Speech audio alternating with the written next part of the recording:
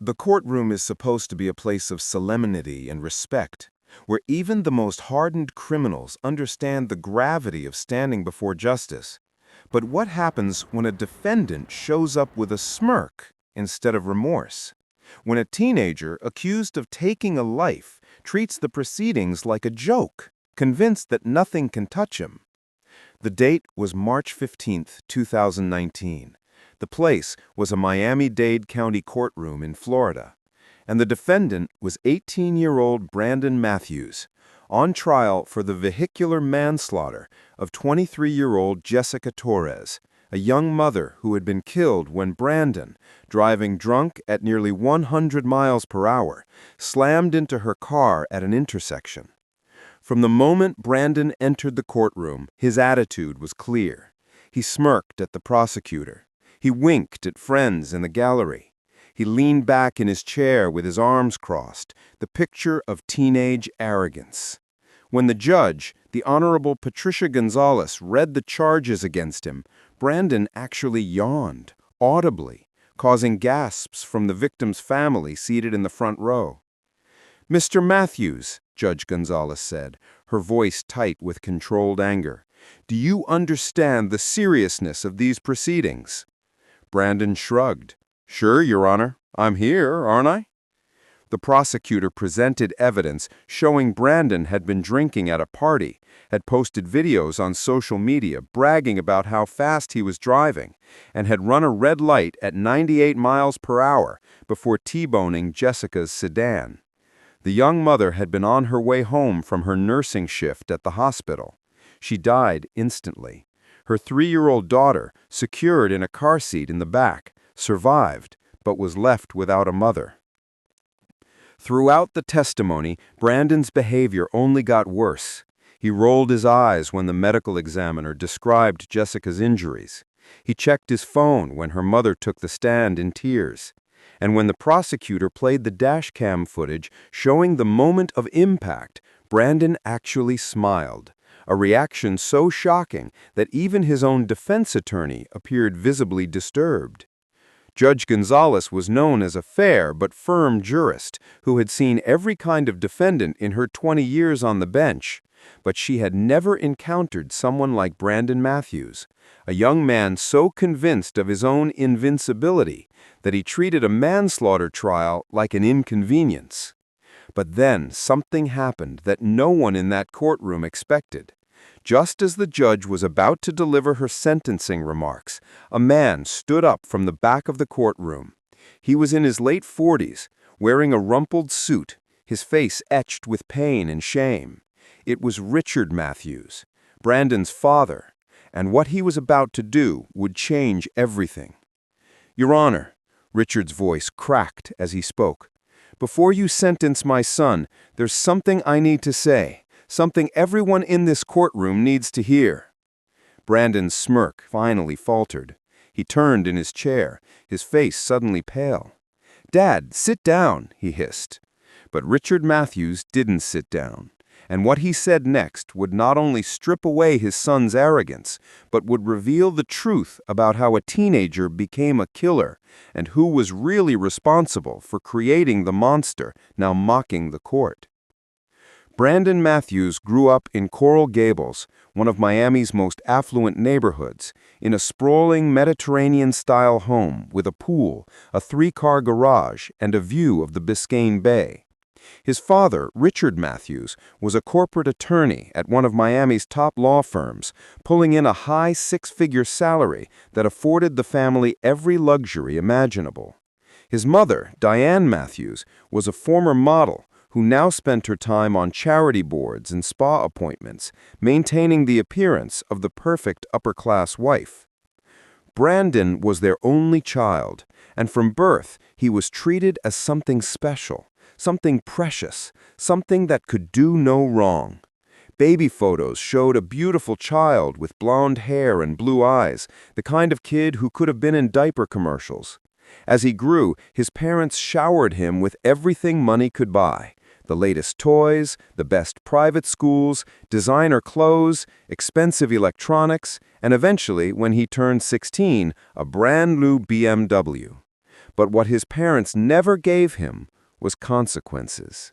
His childhood was marked by a pattern that would eventually lead to tragedy. Brandon would do something wrong, his parents would make excuses for him, and he would learn that rules didn't apply to him the way they applied to everyone else. When 6-year-old Brandon bit another child at his exclusive private school hard enough to draw blood, Diane had insisted the other child must have provoked him. When 10-year-old Brandon was caught shoplifting expensive video games from a store, Richard had hired a lawyer and threatened the store with a lawsuit if they pressed charges.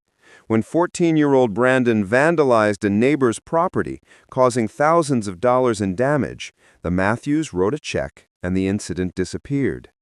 Teachers at Brandon's school, the prestigious Gables Academy, watched the pattern with growing concern.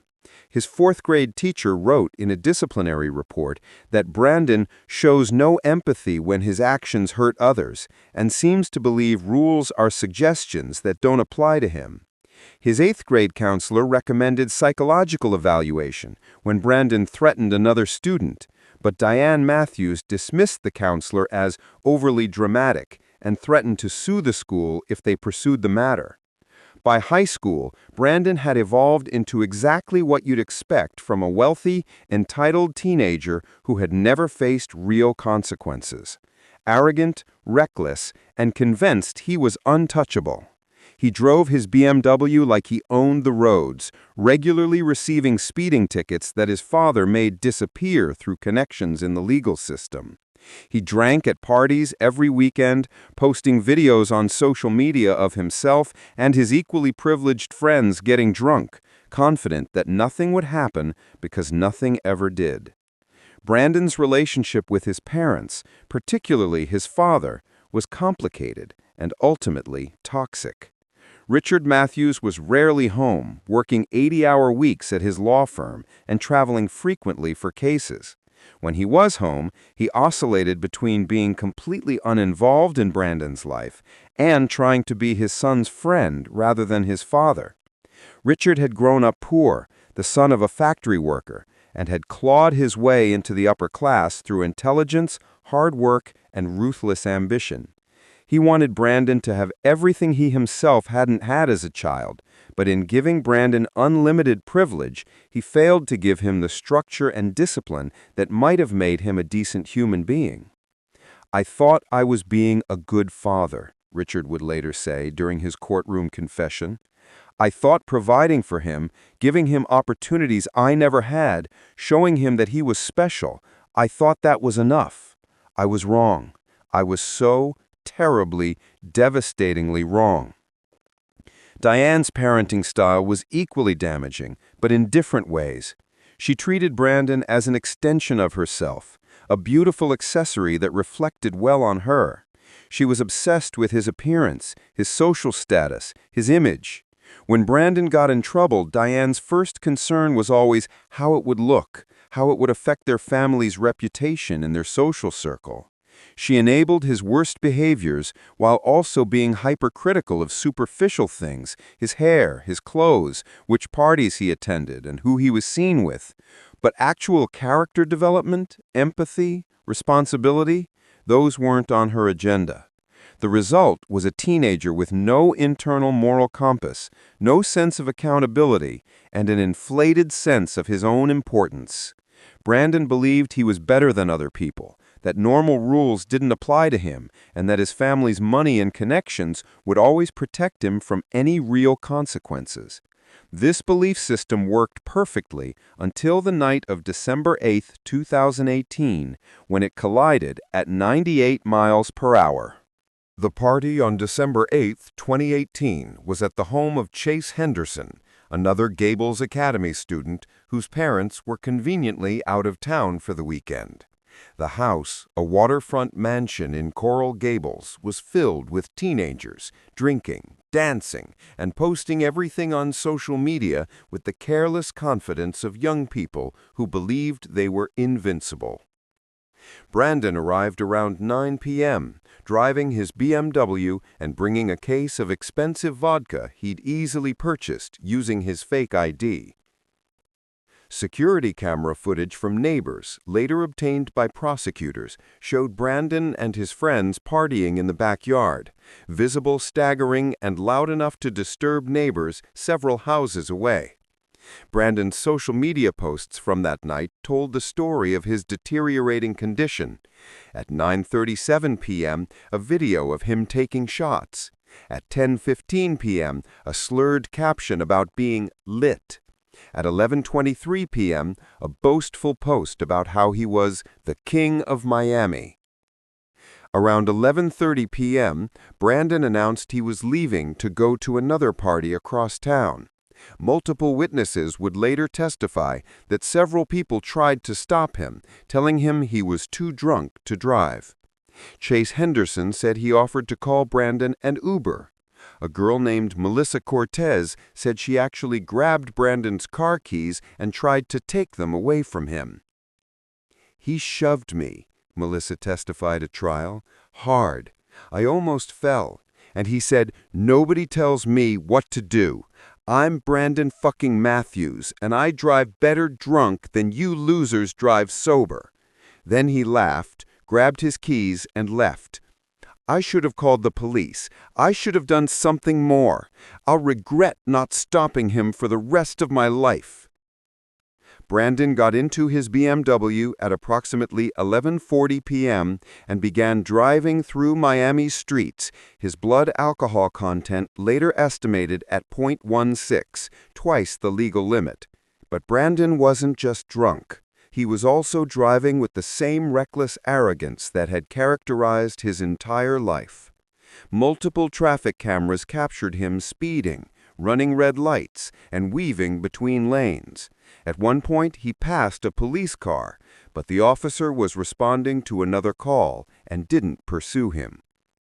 At 11:52 p.m., Brandon posted a video to his Instagram story, a video that would later be shown in court and would become crucial evidence of his mindset.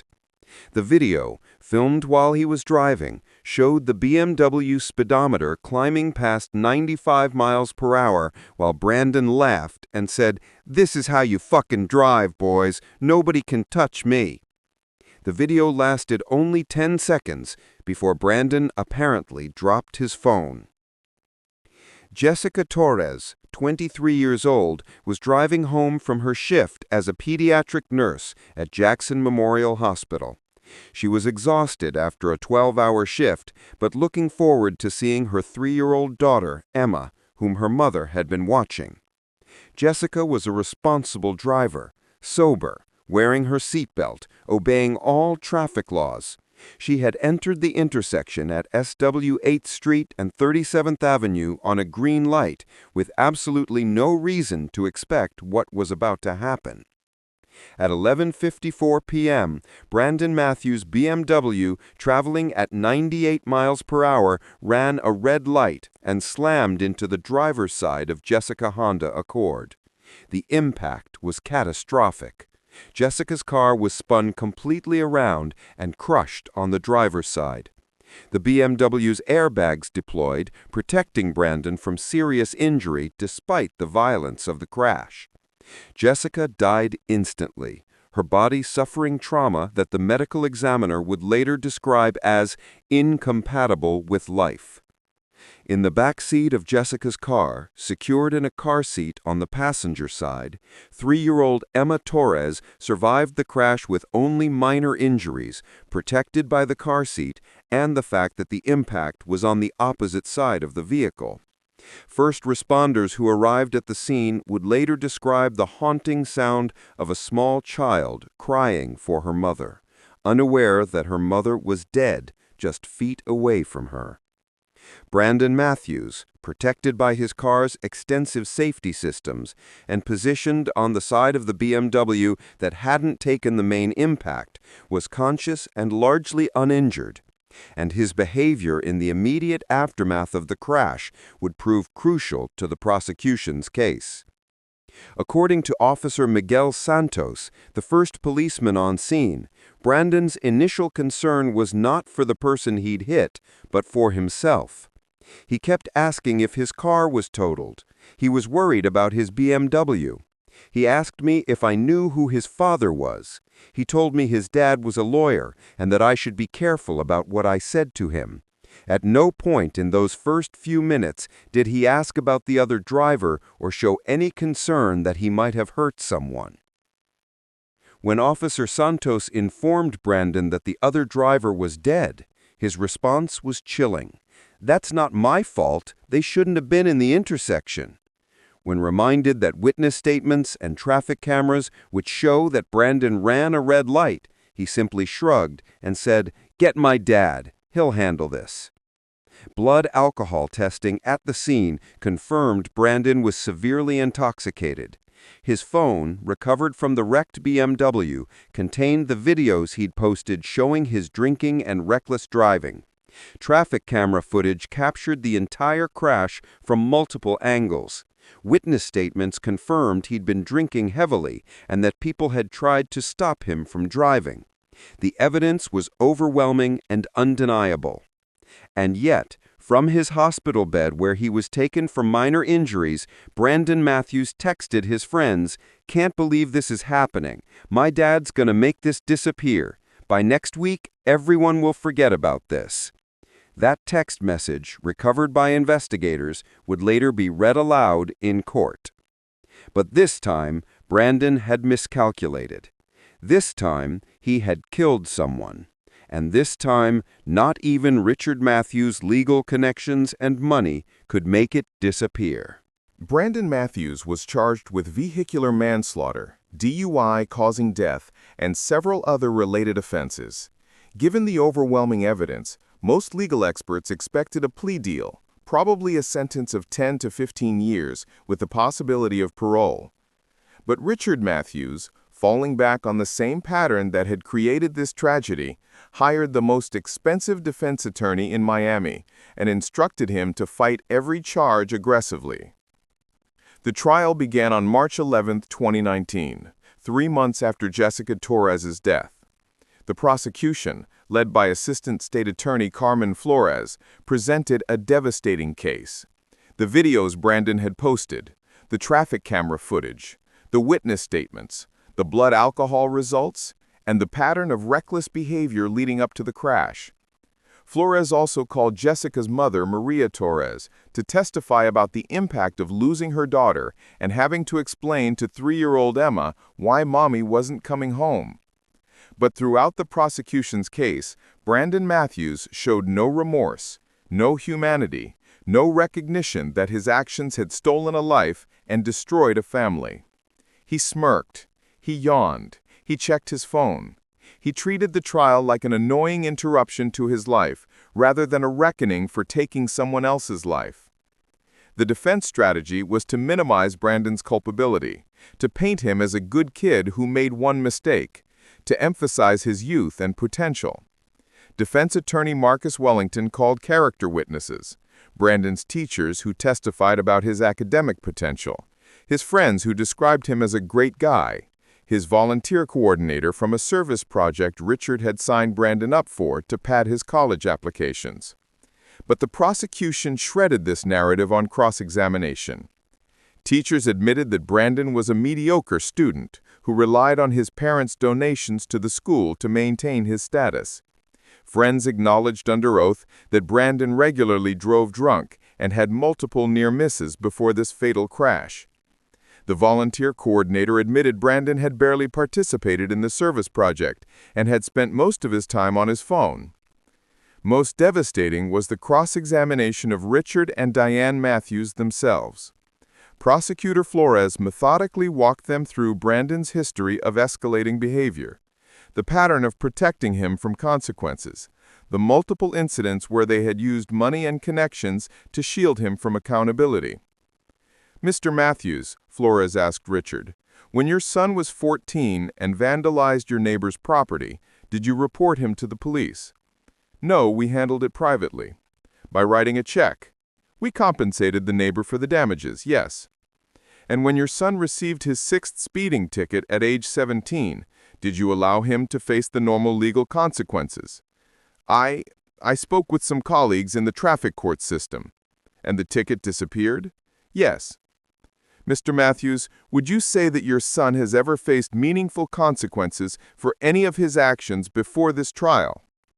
Richard Matthews sat in silence for a long moment before quietly answering, "No."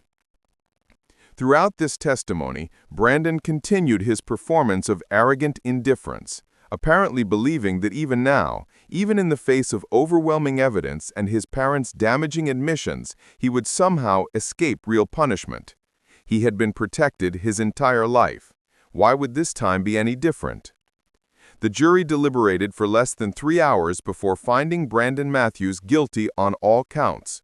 When the verdict was read, Jessica Torres's family wept with relief.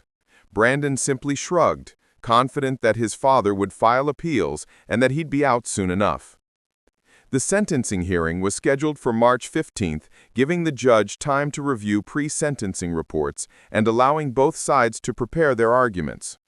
Florida law provided for a sentence of up to 30 years for vehicular manslaughter under the circumstances of Brandon's case: the high speed, the extreme intoxication, and the reckless pattern of behavior leading up to the crash. Flores also called Jessica's mother, Maria Torres, to testify about the impact of losing her daughter and having to explain to 3-year-old Emma why mommy wasn't coming home. But throughout the prosecution's case, Brandon Matthews showed no remorse, no humanity, no recognition that his actions had stolen a life and destroyed a family. He smirked, he yawned, he checked his phone. He treated the trial like an annoying interruption to his life rather than a reckoning for taking someone else's life. Judge Gonzalez, watching this performance, felt her anger rising. She had seen unrepentant defendants before, but rarely one so young and so thoroughly convinced of his own untouchability. Then, just as Judge Gonzalez was about to speak, Richard Matthews stood up from his seat in the gallery, and everything changed. Your Honor, Richard Matthews said, his voice shaking, before you sentence my son, there's something I need to say. Something everyone in this courtroom needs to hear. Judge Gonzalez, surprised but intrigued, nodded. You may approach, Mr. Matthews. Brandon twisted in his chair, panic finally replacing the smirk on his face. Dad, what are you doing? Sit down. We talked about this. Just sit down.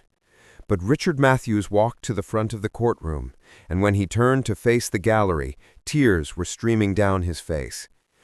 I'm not here to defend my son, he said, his voice breaking. I'm here to tell the truth. The truth about how Brandon became what he is, and the truth about who's really responsible for Jessica Torres's death. The courtroom fell absolutely silent. Even the court reporter paused, stunned by what was unfolding. Brandon Matthews killed Jessica Torres, Richard continued. That's a fact. He was driving drunk at 98 miles per hour. He ran a red light. He caused the crash that took her life. But I need you all to understand that I created Brandon Matthews. I made him into the person capable of doing that and feeling no remorse. Diane Matthews, sitting in the gallery, gasped, Richard, stop! You don't have to. Yes, I do. Richard's voice rose. I have to. Because if I don't, if I let Brandon continue believing he did nothing wrong, then Jessica died for nothing. And the next person he kills, that will be on me too. Richard turned to look at his son. Brandon was staring at him with an expression of betrayal and shock, the arrogant mask finally completely stripped away. Brandon, I failed you, Richard said. Every time you did something wrong and I made it go away, I failed you.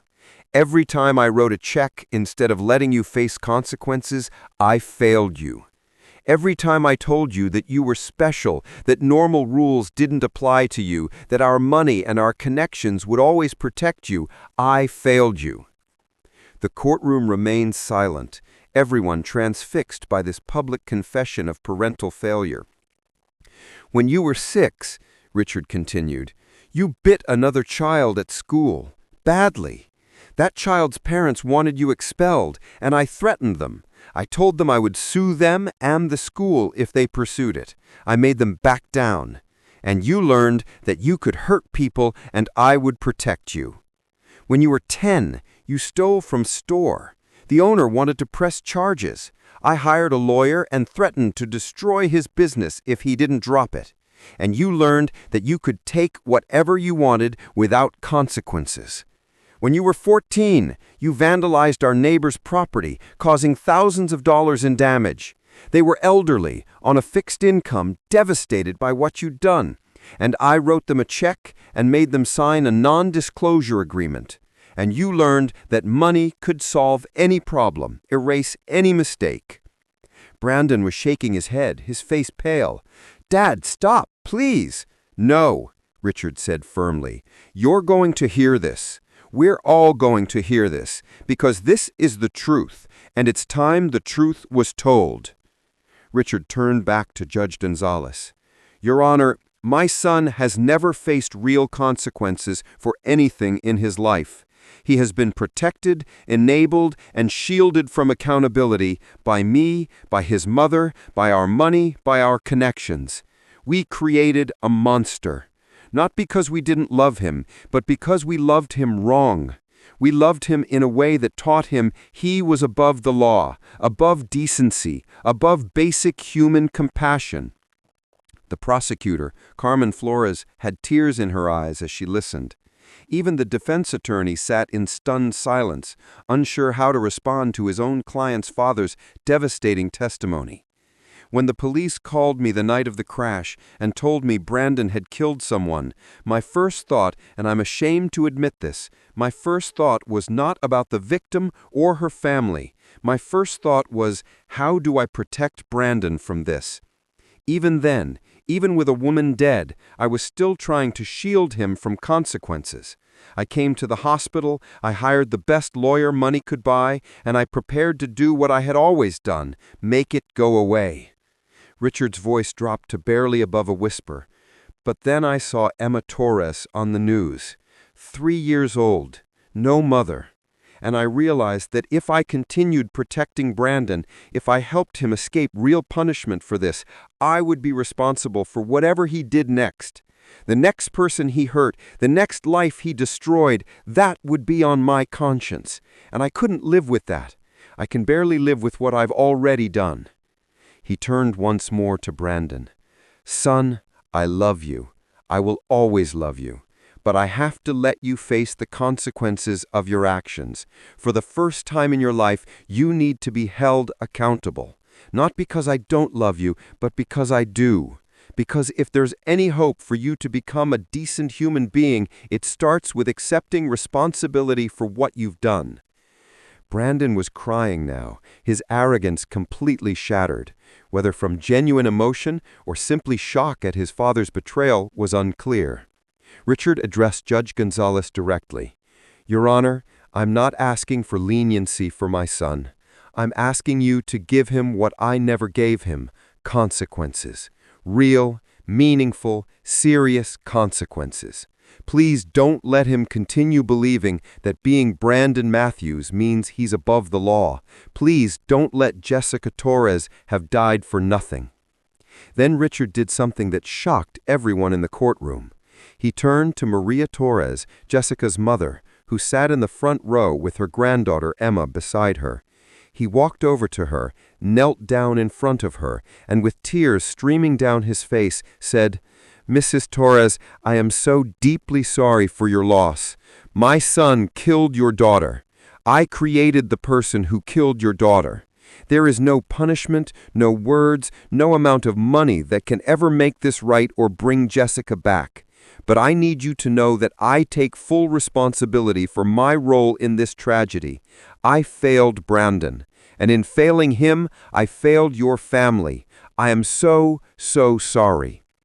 Maria Torres looked at this man kneeling before her, this wealthy lawyer who had spent his son's entire life protecting him from consequences, and in a voice thick with grief, but also with unexpected compassion, she said, "Mr. Matthews, I appreciate your words, but my daughter is still dead.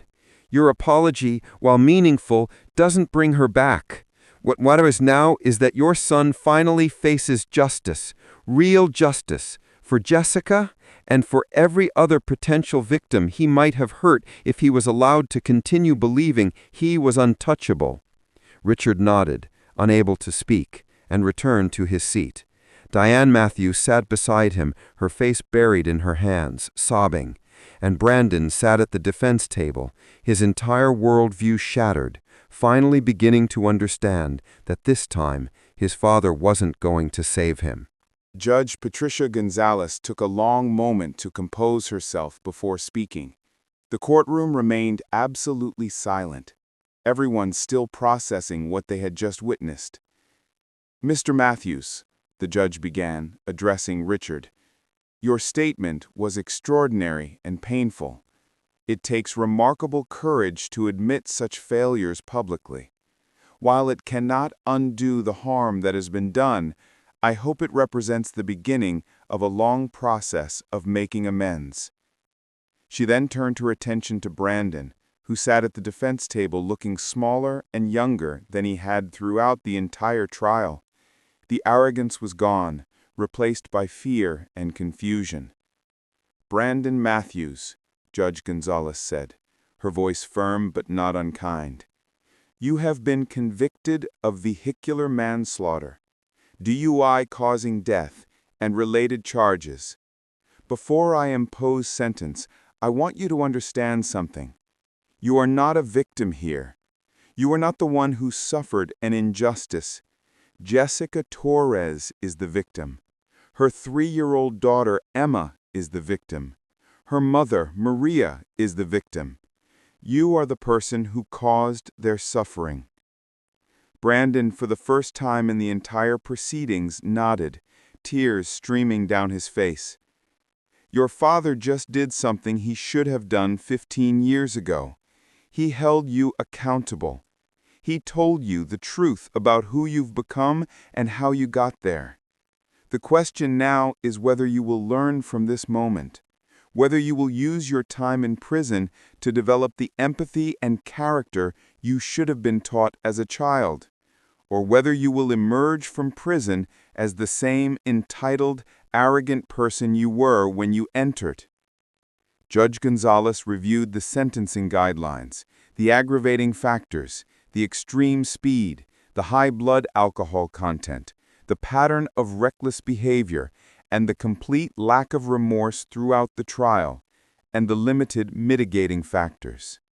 "Mr. Matthews," she said, using Brandon's formal name to emphasize the seriousness of the moment, "it is the sentence of this court that on the count of vehicular manslaughter, you be sentenced to 25 years in the Florida Department of Corrections.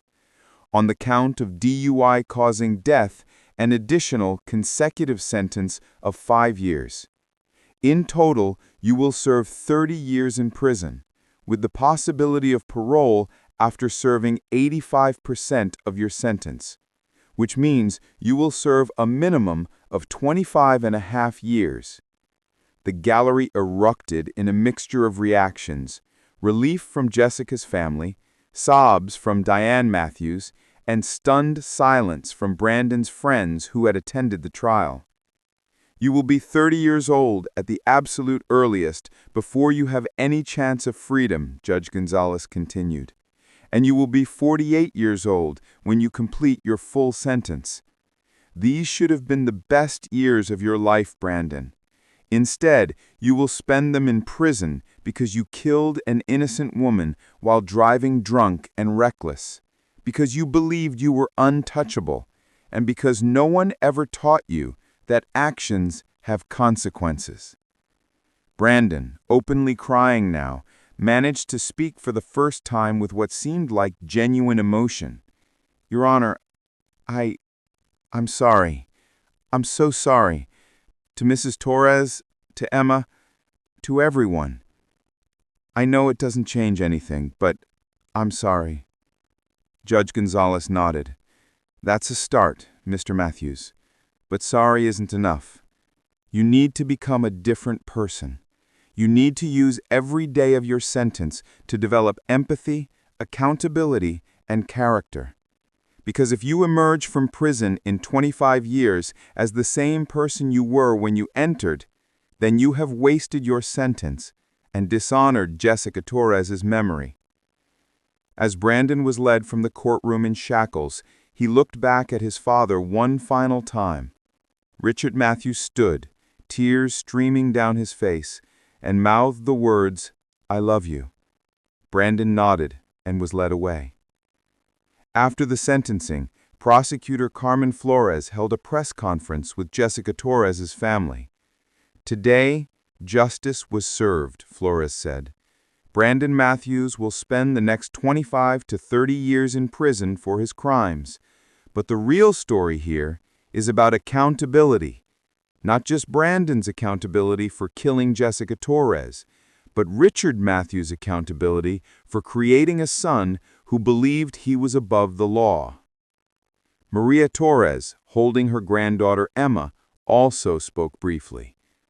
"My daughter is never coming back. Emma will grow up without her mother. No sentence can fix that. But knowing that Brandon Matthews will finally face consequences for his actions brings some small measure of peace. I hope he uses his time in prison to become a better person. And I hope other parents learn from Richard Matthews' painful admission that protecting your children from consequences doesn't protect them at all. It destroys them."